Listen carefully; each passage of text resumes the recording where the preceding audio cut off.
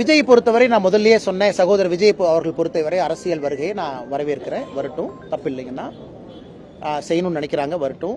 இதில் ஒரு போட்டியோ பொறாமையோ இல்லை.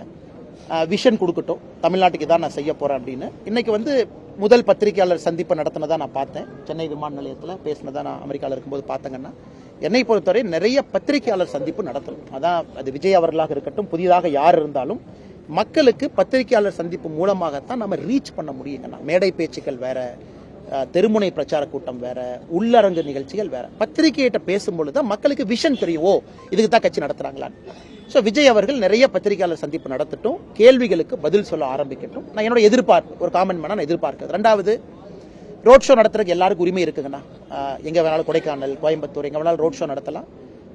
காவல்துறையும் அதற்கு பாதுகாப்பு கொடுக்கட்டும். அவர்களும் முறையாக அதற்கு யார் வர்றாங்களோ பிரச்சனை இல்லாமல் அவர்களுக்கும் இருக்கட்டும், விஜய் அவர்களுக்கும் பிரச்சனை இல்லாமல் ரோட் ஷோ நடக்கட்டும். மூன்றாவது, ரோட் ஷோனால ஓட்டு வருமா? நான் அரசியல் ஓரளவு கீனா பாக்குறேங்கண்ணா. ஏற்கனவே சொல்லிட்டேங்கண்ணா, திமுகவை வீழ்த்துவோம் அது வேறங்கண்ணா.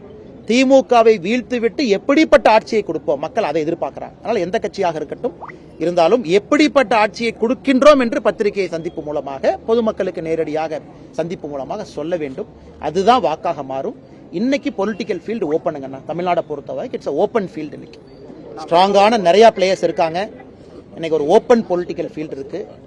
மக்கள் ரொம்ப உன்னிப்பா பாக்குறாங்க. திமுக மேல ஒரு வெறுப்பு இருக்கு. புதியவர்கள் வந்தாங்கன்னா வரவேற்பு இருக்கு. மோடி ஐயா மேல பெரிய ஒரு மரியாதை இருக்கு. அனைத்து இந்திய அண்ணா திராவிட முன்னேற்ற கழகம் ஒரு வலிமையான ஒரு கட்சி. பாரதிய ஜனதா கட்சி அமைப்பு ரீதியாக பலமாக இருக்கின்றோம். பாட்டாளி மக்கள் கட்சி, அண்ணன் டிடிவி தினகரன் அவர்கள் எல்லோரும் அவரவர் பகுதியில் வலிமையா இருக்கிறாங்க. அதனால ஒரு ஓப்பன் ஃபீல்டா இன்னைக்கு இருக்குங்கண்ணா. இன்னையிலிருந்து அரசியல் கட்சிகள் சுதாரித்து முன்னேறுவது நம்ம கையில இருக்கு.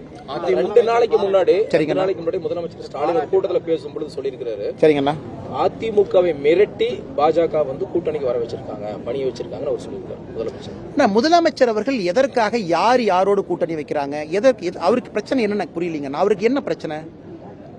முதலமைச்சர் காலையிலிருந்து இரவு வரை ஏன் இதையே திரும்ப திரும்ப திரும்ப திரும்ப பேசிட்டே இருக்காங்க எனக்கு புரியல. அவருக்கு என்ன பயம், என்ன அவருக்கு ஒரு சங்கடம் எனக்கு தெரியலீங்கண்ணா.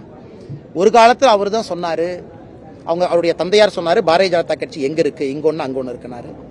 அவங்க தான் சொன்னாங்க ஏடிஎம்கே வீக்கன் ஆயிருச்சு. முதலமைச்சர் தான் 2 வருஷத்துக்கு முன்னாடி சொன்னார். இன்னைக்கு அனைத்து இந்திய அண்ணா திராவிட முன்னேற்ற கழகம் பாரதிய ஜனதா கட்சியினுடைய கூட்டணியை ஏன் சொல்றாங்கண்ணா எனக்கு புரியல.